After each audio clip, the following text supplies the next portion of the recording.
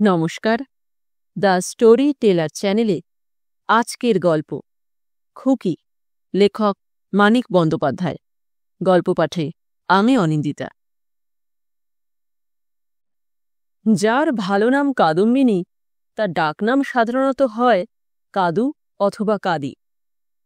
10 বছর বয়স পর্যন্ত কাদম্বিনী তার ভালো নামের এই দুরকম ভাঙা সংস্করণেই সাড়া দিত। তারপর হঠাৎ একদিন সে সাড়া দেওয়া বন্ধ করিয়া দিল। প্রতিবাদ নয়, রাগ করাও নয়।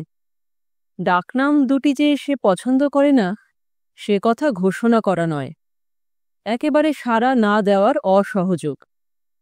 কাদু, ও কাদু, ডেকে ডেকে গলা ছিঁড়ে গেল। শুনতে পাস না? এই কাদি। কে সাড়া দিবে? এ বাড়িতে কাদুও কেউ নেই, কাদিও কেউ নেই। সেই হইতে তাকে খুকি বলিয়া ডাকা হয়। প্রথম প্রথম লোকের মনে থাকিত না, পুরনো নামে তাকে ডাকিয়া বসিত। কাদম্বিনী ভুলিয়াও সাড়া দিত না। নাম যেন তার ছেলে মানুষের চেয়ে বড় ছিল, নিত্য ব্যবহার্য তুচ্ছ ডাকনাম। এখন 16 বছর বয়সে, 17 হওয়া আশ্চর্য নয়, 18ও হইতে পারে, খুকি নামটাও সে অপছন্দ করিতে আরম্ভ করিয়াছে। কিন্তু একজন মানুষ আর কতবার সামান্য ডাকনামের জন্য চুপচাপ গোলমাল বাঁধাইতে পারে? বুড়ো বয়সে সেটা ভালোও দেখায় না। তাছাড়া এ বাড়ির বাস সাঙ্গ হইতেই বা তার কত দেরি? 6 মাস, 1 বছরের জন্য অত হাঙ্গামা করা হাঙ্গামারই অপচয়। রং একটু ময়লা কাদম্বিনীর, মুখখানাও দেখিতে তেমন সুশ্রী নয়, তবে দেহের গঠনটি তার সুঠাম। এক কথায় বোঝানো যায় না এরকম। মধ্যবিত্ত বাঙালির ঘরে সচরাচর চোখে পড়ে না এরকমও বটে। এটা রূপের পর্যায়ভুক্ত নয়। মেয়েদের যে রূপ ভদ্রলোকেদের চোখে পড়ে, সেটা থাকে তাদের মুখে আর চামড়ায়, চামড়াতেই বেশি। জন্মানোর আগে ভৌতিক আত্মারা সত্যং শিবম সুন্দরমের জ্যোতিতে অন্ধ হইয়া থাকে। নয়তো কালো আদমি আর মেয়েদের ফর্সা করো আবেদনের কোলাহলে জন্মদাতার কান কালা হইয়া যাইত। মেয়েদের স্বাস্থ্য অনুমোদনযোগ্য, ভদ্র রকমের রোগবিহীন হৃষ্টপুষ্টতা। গঠন আর স্বাস্থ্য আলাদা। শরীর ভালো থাকা স্বাস্থ্য, গঠন সম্ভবত সেটা শরীরের বজ্জাতি, কারণ বজ্জাত লোক ছাড়া ওটা আর কারো দ্রষ্টব্য নয়। কাদম্বিনীর বাবা ডাক্তার অসমঞ্জ রক্ষিত। কিছুদিন হইতে মেয়েকে ভালো ভালো ছেলের বাপ, দাদা, খুড়ো, জ্যাঠা, বন্ধু বান্ধব প্রভৃতির সামনে হাজির করিতে আরম্ভ করিয়াছেন। প্রথমে লক্ষ্য ছিল উঁচু, আশা মানুষের চোখে ধাঁধা লাগায় কিনা। কিন্তু সমাজের উচ্চস্তরের লোকেরা এত ঠান্ডা আর ভদ্র আর মার্জিত দৃষ্টিসম্পন্ন যে কাদম্বিনী ঘরে ঢোকা মাত্র বৃত্তৃষ্ণায় তাদের যেন মাথা গরম হইয়া ওঠে। একটা প্রাগৈতিহাসিক অভদ্রতায় অপমান বোধ হয়। ফাটা চশমার কাচের ভিতর দিয়া তাকানোর মতো দু চোখে ধারালো রেখার সূক্ষ্ম পীড়ন শুরু হয়। দোষটা বাড়ির লোকের। তারা কাদম্বিনীকে না সাজানোর আধুনিক ফ্যাশনে সাজায়। শাড়ির প্যাচে, এলো চুলের ঔদ্ধত্যে এবং আরও কতকগুলি খুঁটিনাটিতে কাদম্বিনীর চেহারায় বৈশিষ্ট্য হয়। চৌকাট পার হইয়া কয়েক পা হাঁটিয়া কাদম্বিনীকে বসিতে হয়। তার সেই চলন ও বসিবার ভঙ্গি দেখিয়া মনে হয় পুকুরে যেন একটি সমুদ্রের ঢেউ আসিয়াছে। কাদম্বিনীর মুখের একটি সম্পদ এই উপযুক্ততার পরীক্ষা দেওয়ার সময় পরিণত হয় তার একটি অতিরিক্ত বিপদে। মুখের শিশু সুলভ সরলতার ছাপ। অজানা দর্শকদের সন্দিগ্ধ মানে এটা তার মৌখিক অভিনয়ের মতো খাপছাড়া ঠেকে। কাদম্বিনীকে ফেলিয়া দেয় বর্ণচোরা আমের পর্যায়ে। মুখের কচিত্ত পাকামির আবরণ, চোখের নিষ্প্রাপ দৃষ্টি প্রবঞ্চনার কৌশল। বাস্তবতার ভারে সকলের আশাও সুতরাং নুইতে নুইতে এখন মাটি ছুঁইয়াছে। কেরানি, স্কুলমাস্টার, দ্বিতীয় পক্ষ প্রভৃতির স্তর। জীবনের অসংখ্য সংস্করণের সবগুলি ভূমিকায় মমতার ভাবপ্রবণতা সার্থক করিতে চাহিলে চলিবে কেন? তাই এবার কাদম্বিনীকে একজনের পছন্দ হওয়ার পর বাড়ির লোক হাসিলও না, কাঁদিলও না।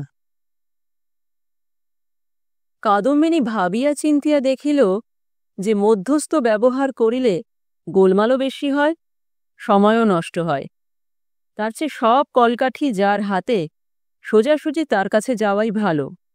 যতই হোক সে তার বাপেরই আদুরে মেয়ে, লোকে আহ্লাদি পর্যন্ত তো বলিতে ছাড়ে না।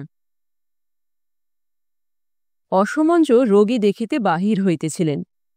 কাদম্বিনী গিয়া বলিল, একটু পরে রোগী দেখতে যেও বাবা, আমার একটা দরকারি কথা শুনে যাও।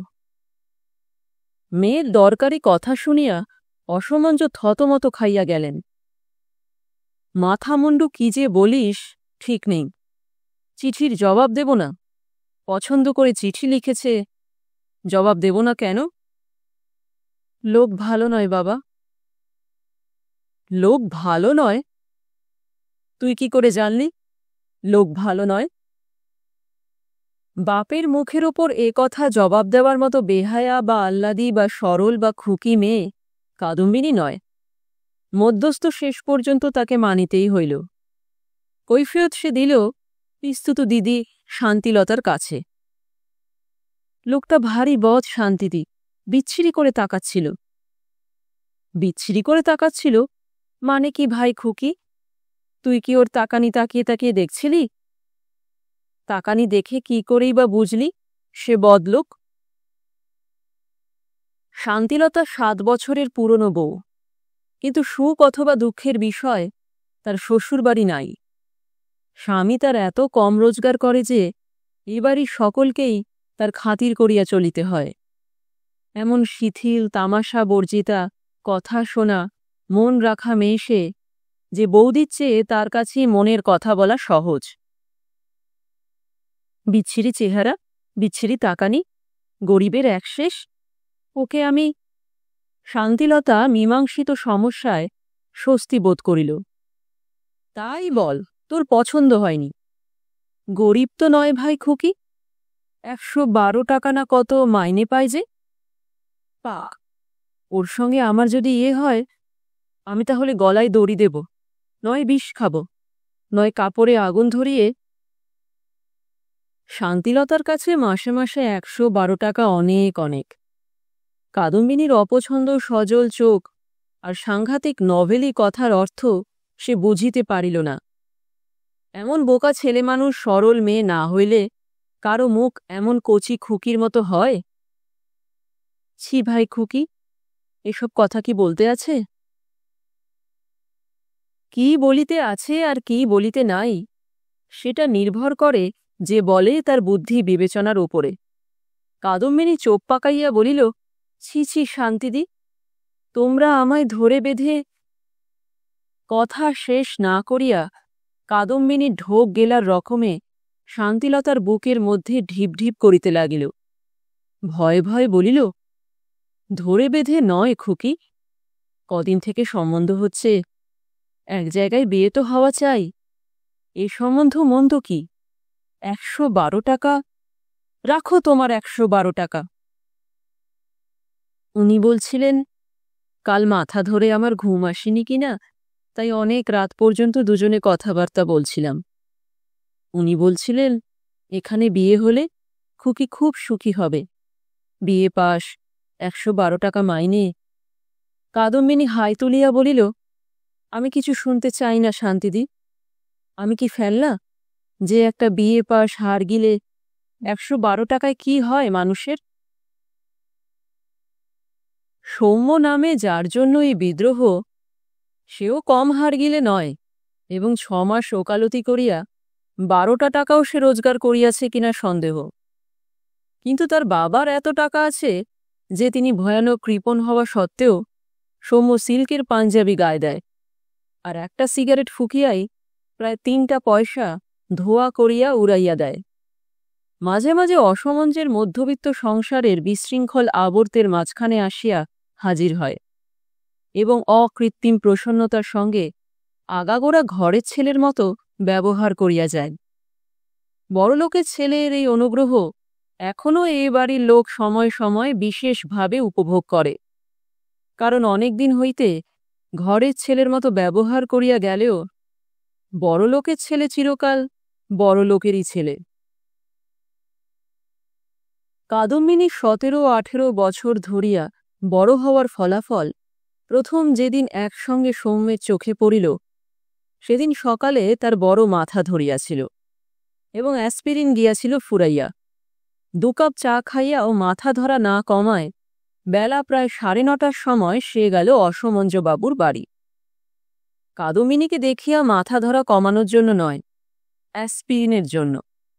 চাকরকে পাঠাইয়া দিলেও 5 মিনিটের মধ্যে ঔষধটা আসিত। তবু সে যে নিজেই কেন গেল তার কোনো কারণ নাই। এইরকম কারণহীন তুচ্ছ ঘটনার সূত্র ধরিয়া বড় বড় ওলটপালট ঘটে বলিয়া অনেকে একে বলে ভবিতব্যতা। সেটা সঙ্গত নয়, কারণ আজ সৌম্যের মাথা না ধরিলে, বাড়িতে অ্যাসপিরিন থাকিলে, অথবা চাকরকে অ্যাসপিরিন আনিতে পাঠাইলেও 2 দিন পরে যে কাদম্বিনীর দিকে তার চোখ পড়িত না, তার কোনো প্রমাণ নাই। সে তো অন্ধ নয়, বড় বড় চোখ আছে তার। অসমঞ্জবাবু রোগী দেখিতে গিয়াছিলেন। বাহিরের ডিসপেন্সারি হইতে ঔষধ সংগ্রহ করিয়া সৌম্য ভেতরে গেল। কাদম্বিনীকে ডাকিয়া হুকুম দিল, খুকি, জল দে তো আমাকে 1 গ্লাস, ওষুধ খাব। কাদম্বিনী 2 দাদা অফিসে, 1 ভাগ্নে কলেজে ও আরও 2 ভাই স্কুলে যাওয়ার জন্য প্রায় একসঙ্গেই প্রস্তুত হইতে আরম্ভ করিয়াছে বলিয়া সংসারের আবর্ত এখন চরমে উঠিয়াছে সত্য। তবু সৌম্যের হুকুম অনেকগুলি প্রতিধ্বনি তুলিল। রান্নাঘর হইতে মা জিজ্ঞাসা করিলেন কেন সে ওষুধ খাইবে। কলতলায় স্নানরতা বড়দা জিজ্ঞাসা করিলেন সে কি ওষুধ খাইবে। স্বামীর কাপড় গামছা হাতে সামনে দিয়া যাইতে যাইতে একটু দাঁড়াইয়া বড় বউ বলিল, সর্দির জন্য মাথা ধরিয়া থাকিলে সে ইউক্যালিপটাস শুকুক না। আর ঘরের ভিতরে দেওয়ালে টানানো আয়নার সম্মুখে দাঁড়াইয়া দাড়ি কামাইতে কামাইতে মেজদাদা মন্তব্য করিল যে মাথাটা কাটিয়া ফেলিলেই যখন সব হাঙ্গামা চুকিয়া যায়, এত ওষুধপত্র খাওয়া কি জন্য। কাঁচের গ্লাসে জল আনিয়া দিয়া একটু হাসিয়া কাদম্বিনী বলিল, আবার মাথা ধরেছে? কি বিচ্ছিরি মাথাটা তোমার। এই হাসি আর মন্তব্যের সুর তার পরিচিত খেয়াল করিয়া ঝিমানো ভাব কাটিয়া গিয়া সৌম্য যেন হঠাৎ সজাগ হইয়া উঠিল। একটা বিশেষ বয়সে শুধু মেয়েরা ঠোঁটে নতুন পাওয়া খেলনার মতো এই হাসিকে লইয়া খেলা করে। নতুন শেখা গানের সুরের মতো মুখে সবসময় শোনা যায় এই কথা, এই সুর। কাদম্বিনী যে নিঃসন্দেহে বুঝিতে পারিয়াছে সে একেবারে পরিপূর্ণভাবে বুড়ো ধাড়ি পাকা ঝানুমে হইয়া উঠিয়াছে, এ জগতে তার যে আর কিছুই জানিতে বুঝিতে অনুভব ও কল্পনা করিতে বাকি নাই। এতদিনে যে তার জীবনের আসল সমারোহ শুরু হইয়াছে, এটা তার ঘোষণা মাত্র, কাঁচা আমে প্রথম রং ধরার মতো। বর্ণচোরা আম ছাড়া এ সংকেত কাদম্বিনীর ব্যক্তিগত মৌলিক সম্পত্তি নয়, এটা স্বাভাবিক ঘটনা। কাদম্বিনীর সর্বাঙ্গে ইহা অপেক্ষা ঢের বেশি স্থূল ও সূক্ষ্ম ঘোষণা অনেক আসিয়াছে। তবু অ্যাসপিরিনের বড়ি 2টা গিলিয়া সৌম্য খানিক্ষণ এমনভাবে শুধু কাদম্বিনীর মুখখানায় দেখিল যে তার হাসিটা গেল মিলাইয়া। তখন সৌম্য বিশেষ মনোযোগ সহকারে দেখিতে লাগিল সম্পূর্ণ কাদম্বিনীকে। কাদম্বিনী একটু ভয়ে ভয়ে বলিল, রাগ হল নাকি? সত্যি খুব মাথা ধরেছে? সৌম্য বলিল, টনটন করছে মাথাটা। কাদম্বিনী বিজ্ঞের মতো নির্ভয়ে হুকুম দিল, আজ আর কোর্টে গিয়ে কাজ নেই। তবে একটিমাত্র নিঃশ্বাস ফেলিবার অবসরটুকুর আগে ভয়ে এবং পরে নির্ভয়ে কাদম্বিনীকে কথা বলিতে শুনিয়া সৌম্যর আর কিছুই বুঝিতে বাকি রহিল না। একটু ভাবিয়া সে বলিল, না, কোর্টে যাব না। কাদম্বিনী খুশি হইয়া বিজ্ঞতা বিসর্জন দিয়া আবার একটু হাসিল। মক্কেল আসে না একটা? কেন যে রোজ কোর্টে যাও? চুপচাপ শুয়ে থাকো খানিকক্ষণ, মাথা ধরা সেরে যাবে। সকালবেলা শোবো কিরে খুকি? এই তো উঠলাম সারা রাত শুয়ে থেকে। সকালবেলা মাথা ধরতে পারে, শুতে পারবে না? ডাক্তারের মেয়ে আমি, আমার পরামর্শ শোনো। সমুদা, ওপরে গিয়ে শুয়ে থাকো। ওপরে কেউ নেই, চুপচাপ শুয়ে থাকতে পারবে।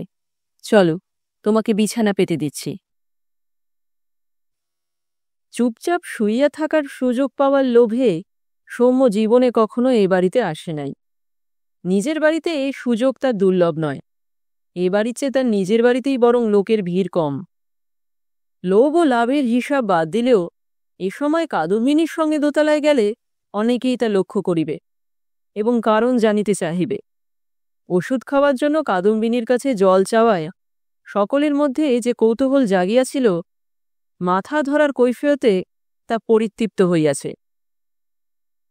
100 গজ দূরে নিজের বাড়িতে গিয়া শোয়ার বদলে কাদম্বিনীর সঙ্গে দোতলায় শুইতে যাওয়ার কৈফিয়ত হিসেবেও ওটা সকলে গ্রহণ করিবে বটে, কিন্তু কে জানে কারো মনে মৃদু একটু খুঁতখুতানি জাগিবে কিনা, কেউ ভাবিবে কিনা এটা তার কাদম্বিনীকে দোতলায় লইয়া যাওয়ার ছলনা মাত্র। এক মুহূর্ত ভাবিয়া সৌম্য গলা নামাইয়া বলিল, তুই একবার ও ঘরে যা তো খুকি, ভাড়ার ঘরে। কাদম্বিনী আশ্চর্য হইয়া বলিল, কেন?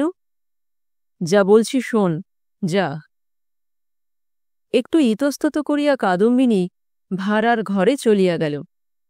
সব বুঝিবার বয়স তার হইয়াছে বটে, সৌম্যর আজকের হেয়ালে বুঝিবার ক্ষমতা তার নাই। পেটমোটা কাঁচের জারের ঢাকনি খুলিয়া এক খাবলা কুলের আঁচার লইয়া সে খাইতে আরম্ভ করিল।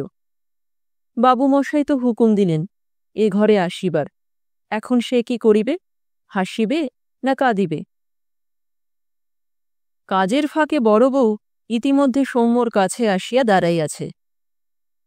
কাল বিকেলে আমারও যা মাথা ধরেছিল ভাই সমু ঠাকুরপো, কি আর বলবো। উনি তো ভেবেই অস্থির। ওডিকোলন টডিকোলন কত কি যে দিলেন ঠিক নেই। কবার হাঁচলাম রাত্রে, তাতে উনি আরও ভয় পেয়ে গেলেন। সকালে উঠেই দেখি ভীষণ সর্দি হয়েছে। ইউক্যালিপটাস শুকে শুকে একটু আরাম পাচ্ছি। শুকবে? ধরা মাথাটা নাড়িয়ে সৌম্য বলিল, না, আমার সর্দি হয়নি। দাড়ি কামানো সাঙ্গ করিয়া কাদম্বিনীর মেজ ভাই ভূপেন কাছে আসিল। বলিল, তোর এত মাথা ধরে কেন রে? কি জানি, কাল সারা রাত ঘুমোইনি, এমন বিশ্রী লাগছে শরীরটা। ভাবছি কোর্টে না গিয়ে চুপচাপ শুয়ে থাকি। তাই থাক, খানিকক্ষণ ঘুমোলেই হয়তো কমে যাবে। সৌম্য চিন্তিত মুখে বলিল, নিজের বুদ্ধিতে অ্যাসপিরিন খেলাম, কিরকম লাগছে যেন শরীরটা। জ্বর আসছে কিনা বুঝতেও পারছি না।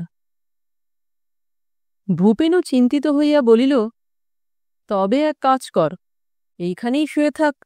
বাবা ফিরলে বাবাকে দেখাস। তাড়াতাড়ি কামাতে গিয়ে গালটা কতখানি কেটেছে দেখেছিস? সৌম্য বলিল, 3-4 আয়োডিন দে, ওপরে গিয়ে শুয়ে পড়ি, কি বলিস? একটা বিছানা। ভূপেন হাঁকিয়া বলিল, খুকি, ও খুকি, সমুকে একটা বিছানায় করে দিয়া এত ওপরে। কোথায় গেলি তুই, খুকি?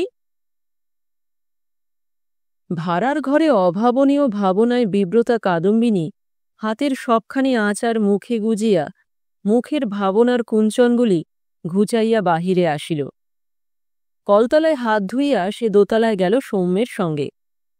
ভূপেনের ছোট ঘরে ভূপেনের বিছানা পাতিয়া দিতে দিতে জিজ্ঞাসা করিল, আমাকে ভাড়ার ঘরে পাঠিয়েছিলে কেন বলো তো? সৌম্য বলিল, মুখে কি ভরেছিস, ফেলে দে খুকি। কাদম্বিনী বাহিরে গিয়া মুখ খালি করিয়া আসিল। সৌম্য শুইয়া পড়িয়াছে দেখিয়া অনুযোগ দিয়া বলিল, একটু সবুর সইল না, বিছানাটা ঝেড়ে দিতাম। সৌম্য বিছানার প্রান্তটা নির্দেশ করিয়া বলিল, বস খুকি, এইখানে বস। কাদম্বিনী বসিয়া বলিতে আরম্ভ করিল, বসবার কি সময় আছে নাকি আমার? সবাই ওদিকে খেতে বসেছে, কাজ নেই? 100 বার একটা কথা জিজ্ঞাসা করছি তোমাকে, জবাব দিচ্ছ না কেন? বলা নেই কওয়া নেই, হঠাৎ আমাকে ভাড়ার ঘরে পাঠিয়ে দিলে কেন? মিসদার কি গলা বাবা! তোমার জন্যে একটা বিছানা পেতে দিতে বলবে, তাও পাড়া শুদ্ধ লোককে শুনিয়ে বলা চাই, আমি যেন কালা। কাদম্বিনী ঠোঁট বাঁকাইয়া হাসিল। সৌম্য সন্দিগ্ধভাবে বলিল, তোকে ভাড়ার ঘরে কেন যেতে বলেছিলাম বুঝতে পারিসনি খুকি? সত্যি কথা বলিস, যদি বুঝতে পেরে থাকিস এক্ষুনি বাড়ি চলে যাব। কাদম্বিনী দুচোখ বড় বড় করিয়া বলিল, কি বুঝতে পারিনি? কি বলছো তুমি? তোমার আজ কি হয়েছে বলো তো? মাথা ধরেছে। মৃদু একটি নিঃশ্বাস ফেলিয়া কাদম্বিনীর ডান হাতখানা নিজের কপালে রাখিয়া সৌম্য চোখ বুঝিল। কাদম্বিনীর হাতের তালুতে এখনও আচারের গন্ধ লাগিয়া আছে। হাতে ছাড়া ছাড়া মৃদু কম্পনের আবির্ভাব ঘটামাত্র সৌম্য তা টের পাইল। এবার হাতে টান পড়িবে অনুমান করিয়া আরও জোরে সে হাতের তালু চাপিয়া ধরিল কপালে। কিন্তু দেখা গেল টানাটানি কাদম্বিনী পছন্দ করে না। মাথা টিপে দেব? না। আমি তবে নিচে যাই, মা ডাকছে। সৌম্য তা জানে, চিরকাল মাই সকলকে ডাকিয়া থাকে। কাদম্বিনী উঠিয়া দাঁড়ানোয় তার আচারের গন্ধমাখা হাতটি সৌম্যর ছাড়িয়া দিতে হইল। চোখ মেলিয়া সে দেখিতে পাইল কাঁচা আমে প্রথম রং ধরার মতো মৃদু একটু রঙের আভাস কাদম্বিনীর মুখে দেখা দিয়াছে, এবং জগতের সেরা অভিনেত্রীর মতো সে নিজেই যেন পরিণত হইয়া গিয়াছে নির্বাক বিস্ময় ও প্রশ্নে। তবে অভিনয় নয় বলিয়া এই রকম সে হইয়াছে এমনভাবে যে দেখিলে মায়া হয়। সৌম্য মৃদুস্বরে বলিল, মা কেন ডাকছেন শুনে আমাকে একটু আচার এনে দিবি খুকি? কাদম্বিনী বলিল, জ্বর আসছে, আচার খেতে হবে না, সারা রাত ঘুম হয়নি, ঘুমো না একটু। বলিয়া সে নিচে চলিয়া গেল। খানিক পরে একটা চায়ের কাপে খানিকটা আচার ও ছোট একটি চামচ আনিয়া দিয়া হাসিয়া ফেলিল। আচার খাবে শুনে মা যা বকছে সমুদা। মেজদা বলল, একটু কুইনিন মিশিয়ে দিতে, একটুখানি দিয়েছি, 4 গ্রেনের বেশি নয়, সত্যি বলছি, টেরও পাবে না। সৌম্য উঠিয়া বসিল, 2 আঙুলে একটু আচার তুলিয়া মাখাইয়া দিল কাদম্বিনীর ঠোঁটে। তারপর কাপে অত আচার থাকিতে চাখিতে গেল তার ঠোঁটের হাসি মাখানো আচারটুকু। হাসি অবশ্য কাদম্বিনীর মিলাইয়া গেল তৎক্ষণাৎ, এবং একটি ভয়ার্ত কপতির সঙ্গে তার কোনো পার্থক্য রহিল না। কিন্তু কি করিবে সে তো ছেলে মানুষ, আর সৌম্য তার কাছে চিরদিন দেবতার সমান। তাছাড়া তার জন্য বর খোঁজা হইতেছে। সৌম্য যদি তাকে বিবাহ করা ঠিক করিয়া থাকে সে তো ভালোই, সুখের কথা। সৌম্যর সঙ্গে একা একা সিনেমায় যাইতে তখন আর কোনো বাধাই থাকিবে না। দিন রাত যত খুশি গল্প করিতে পারিবে সৌম্যর সঙ্গে। কাদম্বিনীর চোখে জল আসিয়া পড়িল। কাঁদছিস কেন? কাদম্বিনী চোখ মুছিয়া অস্ফুট স্বরে বলিল, কাঁদছি না তো। সৌম্য খুশি হইয়া ভাবিল, এ যদি আর কেউ হতো তবে নিশ্চয়ই এরকম সরল জবাব দিত না। বলি তো চোখে আচার লাগিয়াছে। সত্য সত্যই চোখে আচার অথবা খোঁচা না লাগিলে সেই 21 বছর বয়সের মেয়েটার চোখে জলই যে আসিত না, এ কথাটা সৌম্যর আর মনে পড়িল না। তারপর যে দিনগুলি কাটিয়া যাইতে লাগিল, সৌম্যর কাছে না হোক, কাদম্বিনীর কাছে সেগুলি হইয়া রহিল অতুলনীয়। বিরহের দিনগুলি পর্যন্ত। অন্তত দেখা হইলেই সৌম্যর কাছে কাদম্বিনী একবার তাই ঘোষণা করে, এবং সৌম্য অবিশ্বাস করে না। এত কালের জানাশোনা মেয়েটার সম্বন্ধে সে একটা নতুন কথা জানিয়াছে। তার অভিজ্ঞতায় সরলতার হিসাবে কাদম্বিনীই আদর্শ বালিকা। কারণ সরলতার সঙ্গে চিরদিন যে বোকামে সে মিশিয়া থাকিতে দেখিয়াছে, কাদম্বিনীর মধ্যে সে তা খুঁজিয়া পায় না।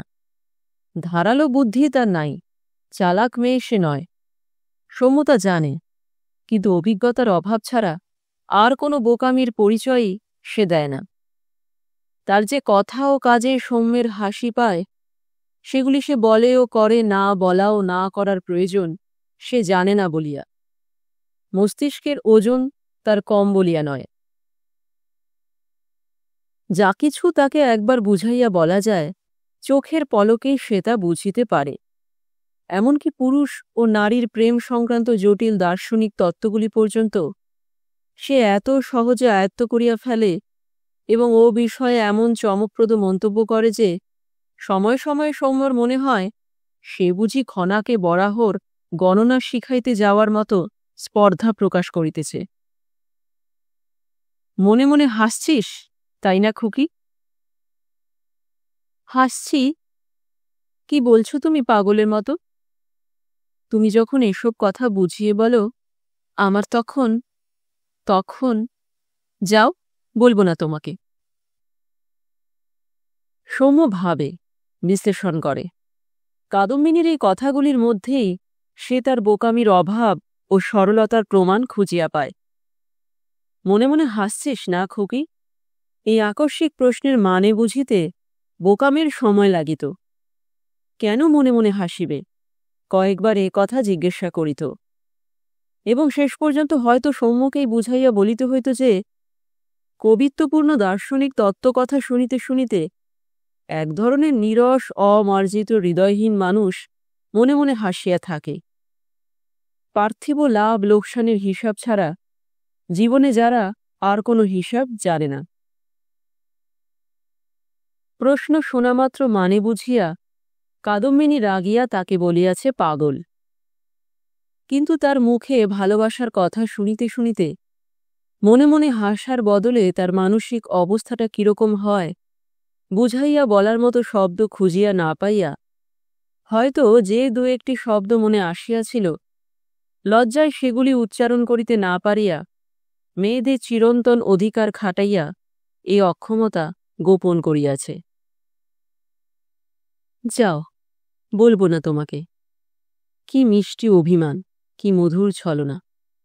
সে 21 বছর বয়সের মেয়েটা হইলে পুরা 3 মিনিট বক্তৃতা দিত, যার মানে বুঝিতে মন নয়, অভিধান খুঁজিতে হইত সৌম্যকে। ভাবিতে ভাবিতে সৌম্যের হৃদয়ে আনন্দ ধরিতে চায় না। 2-1 মাস নয়, কাদম্বিনীকে তার অনেক দিন ভালো লাগিবে, হয়তো একেবারে কাদম্বিনীর বিবাহ স্থির হইয়া যাওয়া পর্যন্ত। গায়ে হলুদের আগের দিন কাদম্বিনীর কাছে এসে গ্রহণ করিবে শেষ বিদায়। পরদিন ট্রেনের কামরায় বসিয়া সে যখন বাংলার বাহিরে মাঠ বন গাছপালার বিস্ময়কর বিপরীত গতি দেখিতে থাকিবে, কাঁদিতে কাঁদিতে কাদম্বিনী তখন গায়ে হলুদ মাখিবে। নিজে মাখিবে না, সকলকে মাখাইয়া দিবে। আমি এখন হঠাৎ মরে গেলে তুই খুব কাঁদবি না খুকি? আমি এখন হঠাৎ মরে গেলে তুমি খুব কাঁদবে না খোকা? এ ধরনের তামাশা সৌম্যর বিশেষ ভালো লাগে না। এই যা একটু দোষ আছে কাদম্বিনীর, স্নায়ুগুলি তার বড় সতেজ। মরার কথাতেও সে কাবু হয় না। মুখে হাত চাপা দেওয়া সভয়ে বলে না, ও কথা বলতে নেই। একটা দুর্বোধ্য ক্ষীণ প্রতিবাদ জাগে সৌম্যর মধ্যে। কাদম্বিনী যেন বড় বেশি হাসি খুশি, বড় বেশি আনন্দময়ী। তার ছেলে মানুষী ও সরলতার তুলনায় ভাবপ্রবণতা যেন বড় কম। হাসি তামাশা, কথা কাটাকাটি, ভিত্তিহীন আনন্দের পিরামিড বানানো, এসব সে এত ভালোবাসে বলিবার নয়। কে জানে সময়ে আসিলে ও কিভাবে ভাঙিয়া পড়িবে। সামান্য কারণে যে এত আনন্দ পায় অত বড় আঘাতে কি প্রচণ্ড হইবে তার বেদনা। কালীঘাটের গলাকাটা ছাক শিশুর মতোই বোধহয় ছটফট করিবে। চোখের সামনে বড় হওয়ার দাবিতে তার স্নেহ আর মমতা যার প্রাপ্য, তার মতো প্রেম পিপাসু পাষণ্ডের হাত হইতে যাকে রক্ষা করা তার কর্তব্য, তার জীবনে এরকম ভয়ঙ্কর দুঃখের সম্ভাবনা বোধহয় না আনাই তার উচিত ছিল। একটু অনুতাপ বোধ করে সৌম্য।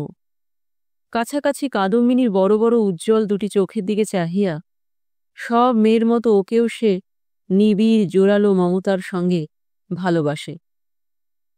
এইরকম স্বভাব সৌম্যের, এইরকম বাধ্যতার কোমল হৃদয়ের কোমলতর প্রেম। মনে আবেগ আসিবা মাত্র হৃদয়ে প্রেমের বন্যা দেখা দেয়। আবেগটা বাধা দিয়া প্রেমের বন্যায় ভাটা ফেলিয়া ভালোবাসাটা চিরস্থায়ী করিবার সময় আসিলেই কাদম্বিনীকে আর যে তার ভালো লাগিবে না, এমনকি কাঁচা আমের কচি শ্বাসটুকুর মতোই তিতই হয়তো লাগিবে, সে কথা সৌম্যর আর মনে থাকে না। আদরে আদরে কাদম্বিনীর সে শ্বাস রুদ্ধ করিয়া দেয়। তবু কাদম্বিনী মরে না। শ্বাসরুদ্ধ হওয়া সত্ত্বেও আনন্দে গদগদ হইয়া বাঁচিয়া থাকে। তার নিশ্চিত বিশ্বাসে সৌম্য পর্যন্ত অবাক হইয়া যায়।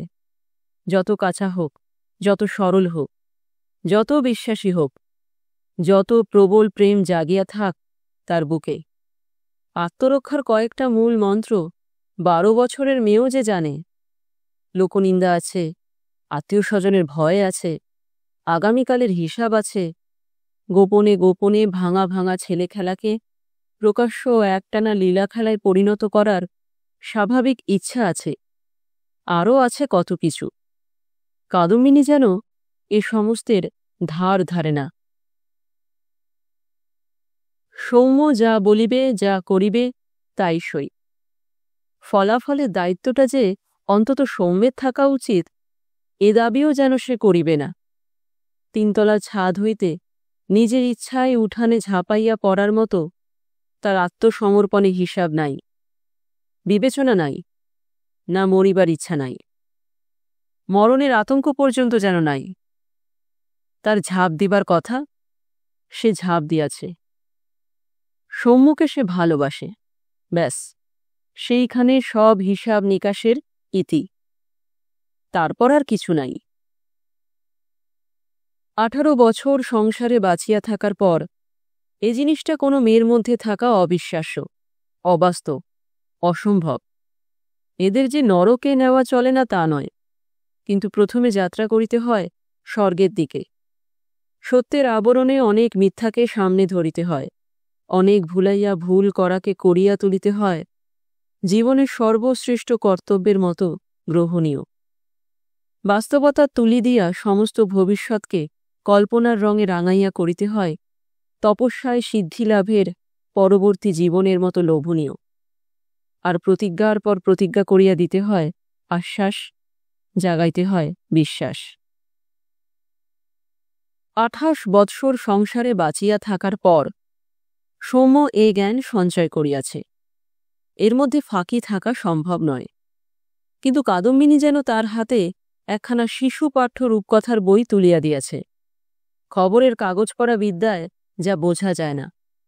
দিনের পর দিন কাদম্বিনী যেন তাকে বুঝাইয়া দিয়া চলিয়াছে যে মন দিয়া সে সংগ্রহ করিয়াছে তার মনস্তত্ত্বের জ্ঞান।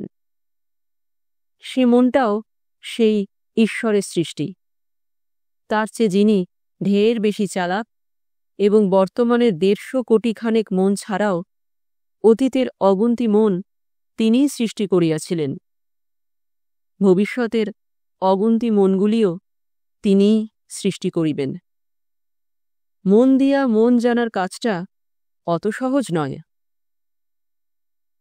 সৌম্য বলে, আমি কিরকম খারাপ লোক জানিস খুকি? কাদম্বিনী বলে, জানি। কি করে জানলি? ওসব আমরা জানতে পারি। কুচি খুকি তো আর নই আমি। কাদম্বিনী হাসে।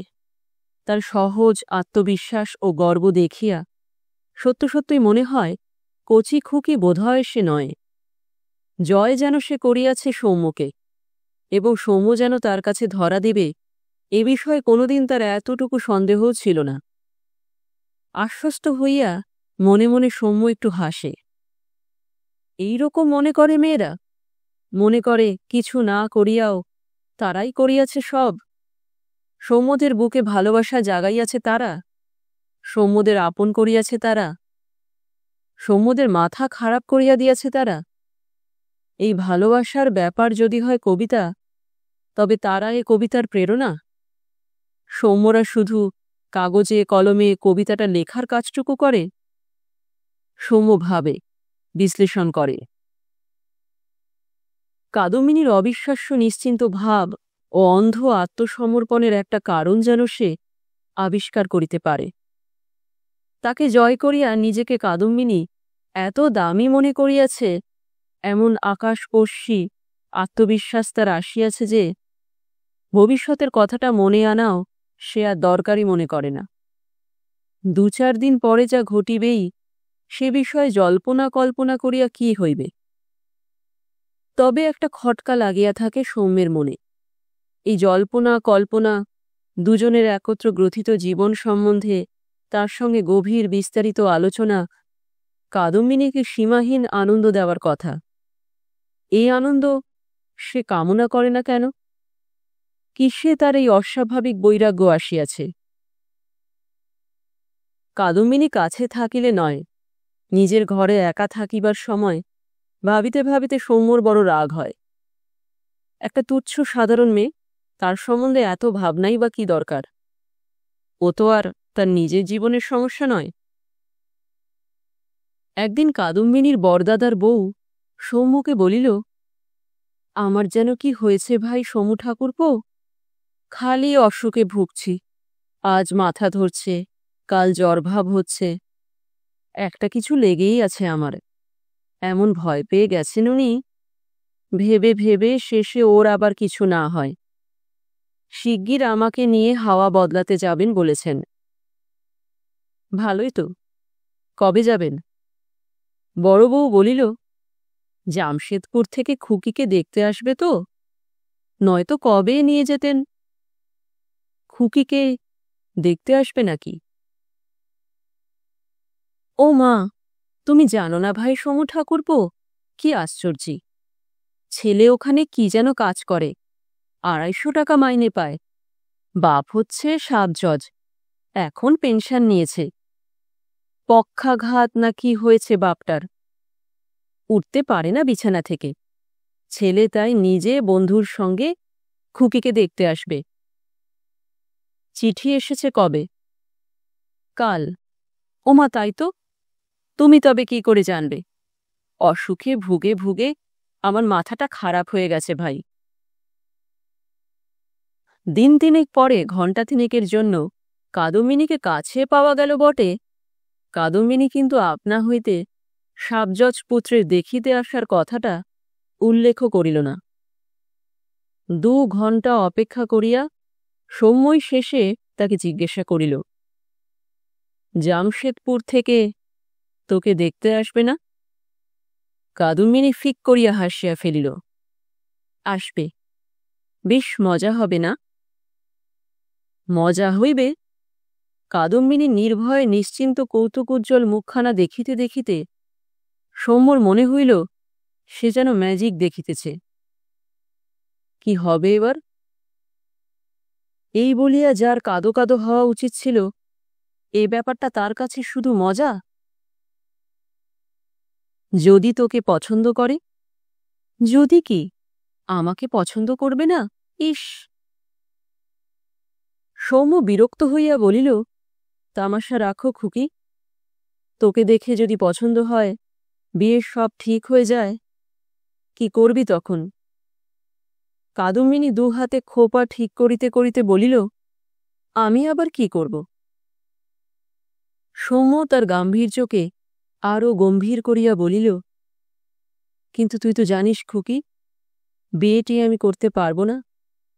তোকে যেদিন বিয়ে করব, সেই দিন তোর জন্যে আমার সমস্ত ভালোবাসা ঘেন্না হয়ে যাবে। তুই তো জানিস আমি তা সইতে পারব না। কাদম্বিনী সহজভাবেই বলিল, দুবার জানিস বললে। কি করে জানবো আমি? কোনোদিন বলেছ?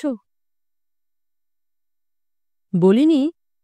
সৌম্য যেন আশ্চর্য হইয়া গেল। কবে বললে? বিয়ে করলে ভালোবাসা ঘেন্না হয়ে যাবে কেন বলো তো শুনি। সৌম্য বলিল। 5 মিনিট তার নিজের কাছেও প্রায় দুর্বোধ্য জটিল যুক্তিতর্ক বিশ্লেষণ দিয়া এমনভাবে কথাটা প্রমাণ করিয়া দিল যে কাদম্বিনীর আর বলিবার কিছুই রহিল না। সে তাই শুধু একটু হাসিল, বলিল, না, তোমাকে আর চালাকি করতে হবে না। সবাইয়ের আসার সময় হল, এবার আমি পালাই। সৌম্য ব্যগ্র কণ্ঠে বলিল, চালাকি করিনি খুকি, সত্যি তোকে আমি বিয়ে করতে পারব না। আচ্ছা সে হবে ক্ষণ বলিয়া কাদম্বিনী চলিয়া যায়। সৌম্য তাকে হাত ধরিয়া টানাইয়া বসাইয়া দিল। আমার কথা বুঝি তোর বিশ্বাস হচ্ছে না? হাত ধরে হ্যাঁচকা টান দিলে মানুষের লাগে। তোমার মতলব আমি বুঝেছি মশাই। একটু ঝগড়া করতে চাও তো? আরেকদিন হবে, আজ সময় নেই। তুই বড় ছেলে মানুষ খুকি, বড় বোকা তুই। কিন্তু তোকে আমি বলে রাখছি, পরে যে আমায় দোষ দিবি তা হবে না। বিয়ে আমি কাউকে করব না। এ কথা প্রথমে বলনি কেন? বিয়ে করব তাও তো বলিনি। প্রথমে বলিনি বলেই তুই আমাকে জোর করে বিয়ে করাবি নাকি তোকে? রাগে সৌম্যর গা জ্বলিয়া যাইতেছিল। এখনো ভাবনা নাই কাদম্বিনীর? এখনো তার মুখ ভয়ে পাংশু হইয়া যাইতেছে না? অন্য মেয়ে হইলে আতঙ্কে এতক্ষণে আদমরা হইয়া যাইত, কিন্তু তার শেষ কথাটা কাদম্বিনী যেভাবে গ্রহণ করিল, রাগের বদলে সৌম্য তাতে একেবারে থ বনিয়া গেল। কাদম্বিনীও যে রাগিতে জানে আজ সে টের পাইল প্রথম।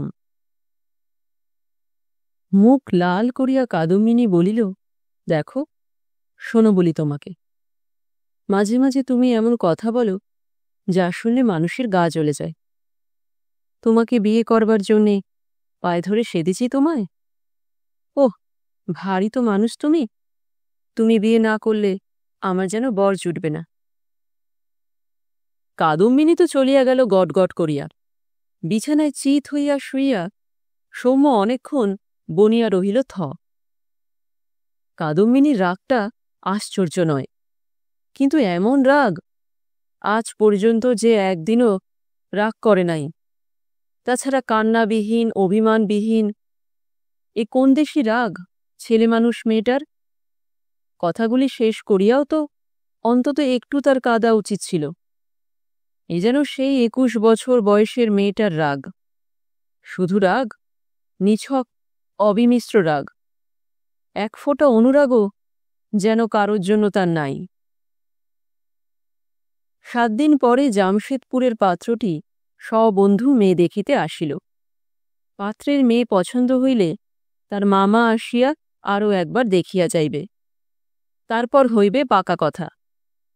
এই 7 দিনের মধ্যে সৌম্য শুধু একদিন কিছুক্ষণের জন্য অসমঞ্জ বাবুর বাড়ি গিয়াছিল। এক ফাঁকে কাদম্বিনীকে জিজ্ঞাসা করিয়াছিল, সেদিন হঠাৎ অত রেগে গেলি কেন রে খুকি? কাদম্বিনী হাসিয়া বলিয়াছিল, রাগ হয়েছিল তাই। পরশু তোকে দেখতে আসবে না? হ্যাঁ। খুব হিংসে হচ্ছে নাকি তোমার? বাবাকে বলো না গিয়ে, এক্ষুনি বাবা ওদের টেলিগ্রাম করে আসতে বারণ করে দেবে। সৌম্য ম্লান মুখে বলিয়াছিল, সত্যি হিংসে হচ্ছে, কিন্তু জানিস তো, বিয়ে আমি কোনোদিন করব না। কাদম্বিনী বলিল, তা না করলে আমাকে দোষ দিও না কিন্তু শেষে। ওদের দেখতে আসা বন্ধ করার উপায় বলে দিলাম। পাকা মেয়ের মতো কথা। সৌম্য সন্দিগ্ধ দৃষ্টিতে কাদম্বিনীর মুখ আর চোখ পরীক্ষা করিয়া দেখিয়াছিল, কিন্তু কাদম্বিনীর মতো সরল কাঁচা ঘরোয়া মেয়ের মুখে চোখে সে কি পাকামি খুঁজিয়া পাইবে। তারপর সৌম্য বড় বউকে একটা কথা জিজ্ঞাসা করিয়াছিল। কদিন থেকে খুকির কি হয়েছে বলুন তো বৌদি? সবসময় মুখ ম্লান করে থাকে কেন?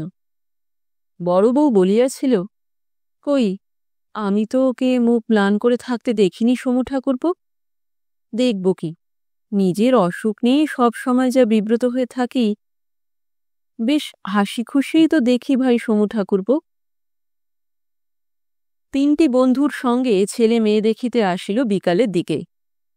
গায়ে একটা হালকা সিল্কের পাঞ্জাবি চাপাইয়া, প্রসাধনের সময় মুখে ক্রিম মাখার মতো একটা হালকা অবহেলার মতো ভাব মুখে ফুটাইয়া রাখিয়া সৌম্য তার আগেই এ বাড়িতে হাজির হইয়াছিল। একবার অন্দরে পাক দিয়া আসিয়া সে দক্ষিণের বড় ঘরখানায় আগন্তুকদের মধ্যে গিয়া বসিল। ছেলে তার বন্ধুদের সঙ্গে মন খুলিয়া আলাপও করিল। ছেলের নাম দিব্যেন্দু।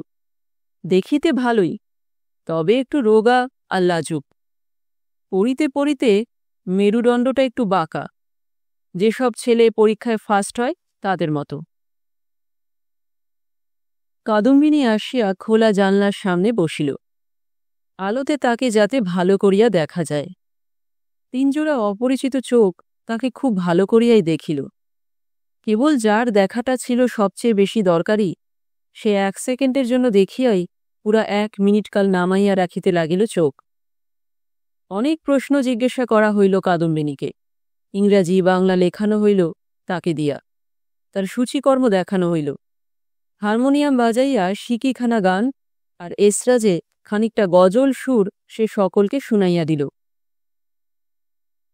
লজ্জা, ভয় ও নম্রতার যে মধুর মুখোশ পরিয়া কাদম্বিনী ধীর পদে ঘরে ঢুকিয়াছিল, এত কাণ্ডের পরে আবার তেমনই ধীর পদে অন্দরে ফিরিয়া যাওয়ার সময়ও তার বিন্দুমাত্র পরিবর্তন ঘটে নাই দেখিয়া সৌম্যর মনে হইতে লাগিল, পানের বদলে সে বুঝি শুধু ক্ষয়ের চিবাইতেছে।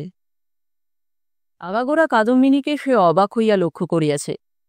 4 মাস ধরিয়া সে যাকে ভালোবাসিয়াছে, তার সামনে কাদম্বিনীর মতো মেয়ে যে 4 জন অপরিচিত যুবকের কাছে এমন নিখুঁতভাবে নিজেকে দেখাইতে পারে, এ অভিজ্ঞতা সৌম্যের ছিল না। এ কি অভিনয়! হে ভগবান, এ কি অভিনয় তার কাদম্বিনীর! কিংবা তার 4 মাসের প্রেমটাই তার কাছে কিছুই নয়, প্রতিদিনকার ডাল ভাত খাওয়া, সাজগোজ করার মতো তুচ্ছ। তাই সে 4 মাস তার সঙ্গে ভালোবাসা খেলা না খেলিলেও যেমনভাবে নিজেকে দেখাইতে পারিত, আজও অবিকল তেমনইভাবে দেখাইয়া যাইতে পারিল। এমন একটা রেখা সে কাদম্বিনীর মুখে দেখিতে পাইল না, এমন একটি ভঙ্গি তার চোখে পড়িল না, যার মধ্যে গত 4 মাসের একটি মিনিটকে সে খুঁজিয়া পায়। কিছু বুঝিতে পারে না সৌম্য। বাড়ি ফিরিয়া সে ছটফট করিতে থাকে। কেশতৈলের অতি ক্ষীণ একটি গন্ধ যেন সে অনুভব করিতে পারে। মাথা ঘুরিতে থাকে সৌম্যর, গা বমি বমি করে। এ কি সম্ভব? কাদম্বিনীর প্রকৃতির সঙ্গে এ কি খাপ খায়?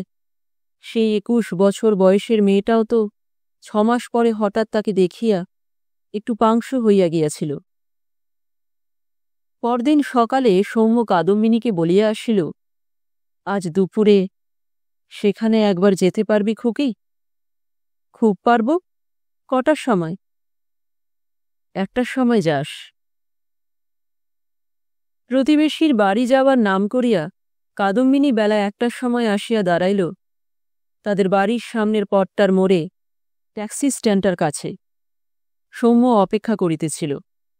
একটা ট্যাক্সি ভাড়া করিয়া দুজনে তাদের হোটেলের ঘরখানায় হাজির হইল অল্পক্ষণের মধ্যেই। সমস্ত পথ সৌম্য একটি কথাও বলে নাই। কিছুক্ষণ বকবক করিয়া কাদম্বিনীও শেষে চুপ করিয়া গিয়াছে। ঘরে ঢুকিয়াই সৌম্য শটান বিছানায় শুইয়া পড়িল। তার শারীরিক অবস্থার সম্বন্ধে কাদম্বিনীর প্রশ্নের জবাবে বলিল, তুই আমাকে ভালোবাসিস না খুকি? কাদম্বিনী বলিল, তা তো তুমি বলবেই। আগেরবার বাড়িতে বলে এসেছিলাম উষাদের বাড়ি যাচ্ছি। একটু পরেই মা ঝিকে পাঠিয়েছিল আমায় ডাকতে। সারা দুপুর বাইরে কাটিয়ে বাড়িতে কৈফিয়ত দেওয়ার মজা মেয়ে হলে বুঝতে। তুই বুঝি ভাবিস বাড়ির লোকের রাগ, লোকলজ্জা এসব গ্রাহ্য না করলেই ভালোবাসা প্রমাণ হয়ে যায়? আমি ভালোবাসার কিছু জানি না। হলো? সৌম্য হতাশভাবে বলিল, আমার সঙ্গে ছাড়াছাড়ি হবে বলে তোর একটুও কষ্ট হচ্ছে না? কাদম্বিনী সহজভাবে বলিল, আমি বলেছি ছাড়াছাড়ি হতে, কিন্তু তোর বিয়ে হয়ে গেলে। আমি বলেছি বিয়ে হোক। তারপর দুজনেই চুপ করিয়া গেল অল্পক্ষণের জন্য। হঠাৎ কাদম্বিনী কাঁদো কাঁদো হইয়া বলিল, তুমি কিছু বোঝো না? আমি কি করব? আমার কি করার আছে? তোমার কথা শুনতে হয়, তুমি যা বলো আমি করি। বাড়ির লোকের কথা শুনতে হয়, তারা যা বলে আমি করি। কান্না, চাপিয়া রাখা কান্না এতদিনে বাহির হইয়া আসিতেছে। কাদম্বিনীর আকস্মিক উত্তেজনায় সৌম্য উঠিয়া বসিল। কাদম্বিনীর হাত চাপিয়া ধরিয়া বলিল, কিন্তু লোকের কথা শুনে তো তোর সুখ দুঃখ জাগে না খুকি? তোর মনে কষ্ট হলে তো বাড়ির লোকের হুকুমে সেটা উপে যায় না। কাদো কাদো ভাবটা কাদম্বিনীর উপিয়া গেল। চোখ মিটমিট করিতে করিতে সে বলিল, কি বলছ কিছুই বুঝতে পারছি না। আমার কষ্ট হলে বাড়ির লোকে কি করবে? তারপর হঠাৎ কাদো কাদো হওয়ার মতো হঠাৎ হাসিয়া কাদম্বিনী বলিল, তোমার কি হয়েছে জানো? মাথা ধরে ধরে মাথাটা খারাপ হয়ে গেছে। এবার সৌম্য অনেকক্ষণ চুপচাপ চিত হইয়া শুইয়া রহিল। কপালে কাদম্বিনীর হাতের স্পর্শ অনুভব করার পর ক্লান্ত স্বরে বলিল, তোর সঙ্গে আমার এই শেষ দেখা খুকি। কেন? তোর বিয়ে সব ঠিকঠাক হচ্ছে, আর আমার সঙ্গে মেলামেশা করা উচিত হবে না। আজকেই আমাদের মধ্যে সব শেষ হয়ে যাক, কেমন?